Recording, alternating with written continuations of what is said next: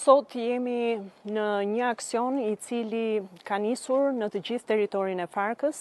dhe ka të bëjë pikërisht me garantimin dhe zbatimin e ligjshmërisë në të gjithë ato ndërtime që janë duke u zhvilluar në këtë territor. Mbas inspektimeve në terren dhe monitorimit nga ajri me dron, Policia e Shtetit në bashkëpunim me Inspektoriatin Kombëtar të Mbrojtjes së Territorit dhe Inspektoriatin e Mbrojtjes Territorit të Bashkisë së Tiranës kanë konstatuar një sër paligjshmërish lidhur me ndërtimet që po zhvillohen në këtë territor. Ky është një proces në fakt që vjen në zbatim dhe në vazhdën e një sër masash të cilat po ndërmerren prej disa muajsh lidhur me zaptimin e hapësirave publike dhe ndërtimeve pa leje në të gjithë territorin e vendit. Askush që ka një leje ndërtimi apo del përtej lejes së ndërtimit nuk do të lejohet të përfitojë as 1 metër katror më tej se leja e dhënë.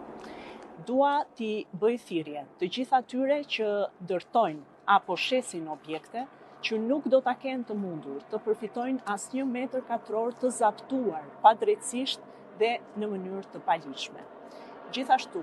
dua të theksoj që i gjithë ky aksion vjen në vazhdën dhe të paketës së masave ligjore të hyra në fuqi në fillim të muajit tetor, të cilat kanë për synim të garantojnë dhe të zbatojnë masa dhe sanksione konkrete. Këtu kam një thirrje dhe për të gjithë qytetarët që dëshirojnë të blejnë një pronë. Duhet të bëjnë shumë kujdes në verifikimin e statusit ligjor të saj dhe të lajmërojnë organet kompetente për çdo parregullsi apo për çdo situatë abuzive me pronë.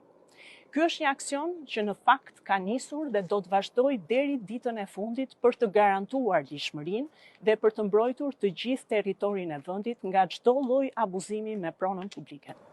Ky është një rast ku ne kemi konstatuar një paligjshmëri dhe një tejkalim të lejes ndërtimit dhe Policia e Shtetit do të kryejë gjitha veprimet mbas ligjit për të proceduar personat që kanë abuzuar me këto leje, qofshin ta dhe zyrtar të shtetit, si dhe do të mbështesi për sigurinë e këtyre operacioneve të gjithë inspektoriatet që do të veprojnë në terren.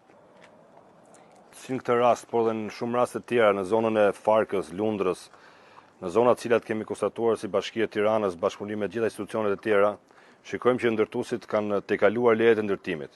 Ne si Bashki Tirane e kemi të qartë ku janë tejkaluar volumet e ndërtimit, kanë dalë jashtë lejeve ndërtimit dhe nuk kanë respektuar ligjin. Në fakt, edhe unë duhet të bëja një thirrje për të gjithë sipërmarrësit, mbikëqyrësit e punimeve, arkitektët që të jenë të kujdesshëm për zbatimin korrekt të gjithë masave tekniko-ligjore në fushën e ndërtimit.